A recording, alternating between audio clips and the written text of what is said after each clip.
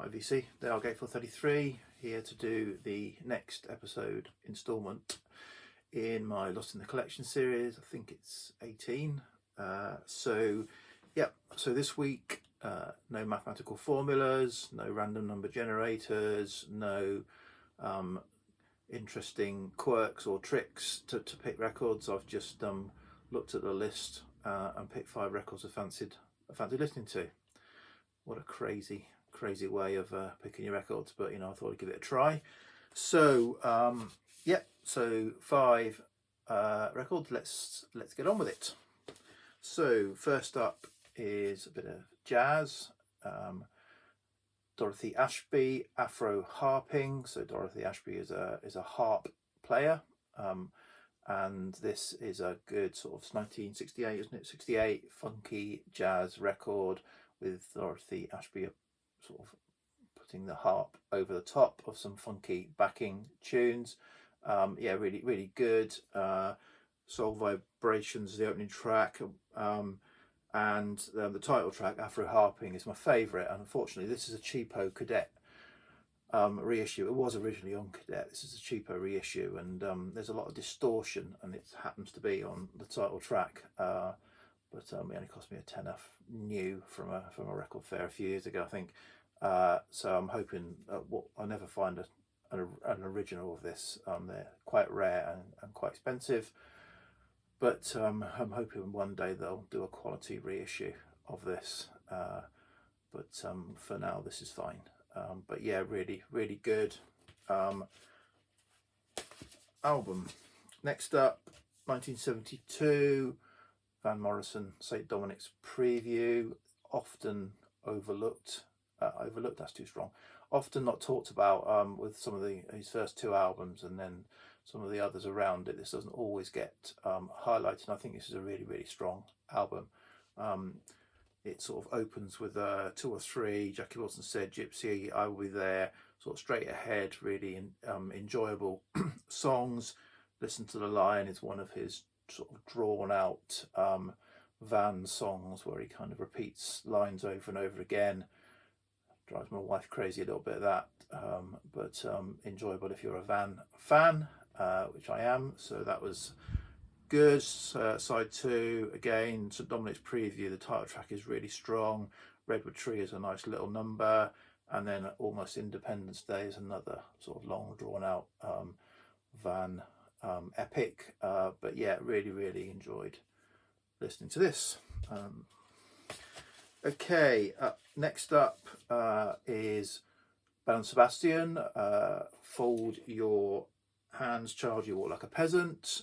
So this is from, was it 2000, I think. This is often let's say overlooked, or it's not well revered, well reviewed, well loved, I don't think, by the fans or critics. I know Shannon likes it, but I enjoyed it. Again, I tend to reach for other Belle and Sebastian albums when I'm in a Belle and Sebastian mood. I think it's because this is a bit of a mixed bag, because other band members, and it's Isabel Campbell gets a song, Stevie Jackson gets a couple of songs, Stuart Murdoch doesn't do a massive amount on this. Does obviously a lot of the rest. Some of the songs work, some of them less so. So it's a bit of a hodgepodge to me, but some really good songs on it, and so I did really enjoy it. So yeah, The Wrong Girl, which starts side 2, is not the best, I don't think. Chalet Lines is quite harrowing, but I think the first side is really quite strong. So yeah, enjoyable to revisit, and it was better than I remembered. Okay, this is Aretha Franklin, Lady Soul. So this is originally from 68, 67, something like that. No date on it, and I know this is a reissue, so it probably hasn't got the date on it. 68. So yeah, Lady Soul. So this is a very strong Aretha album. Chain of Fools, People Get Ready, Natural Woman, Groovin'. So a lot of covers on it. Ain't No Way.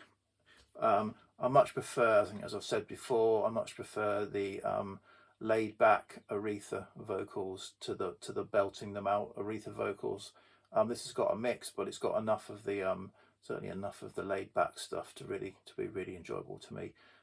So yeah, really great album, good to go back to. So finally, and I'm gonna not do very well with this, is Swedish. I think they're Swedish. Band Kvartetten som Sprängde and Cat Vowels. This is instrumental prog rock,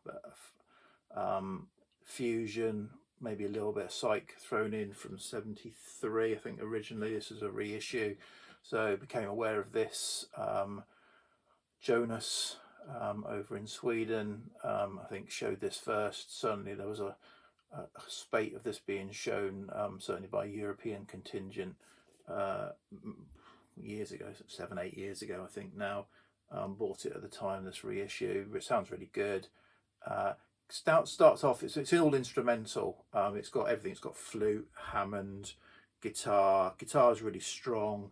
It's a bit high in the mix in this version. I don't know if that's originally, but it's strong guitar, so that's fine. And yeah, really so some sort of long tracks, short tracks. It's only got 7 tracks on the album.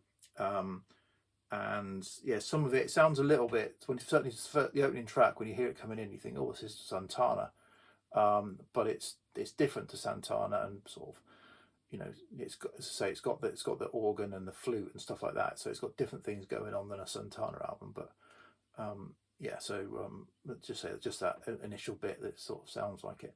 But yeah, really great to go back to. So yeah, so 5, as I said, 5 albums I picked. So I wanted to listen to these albums.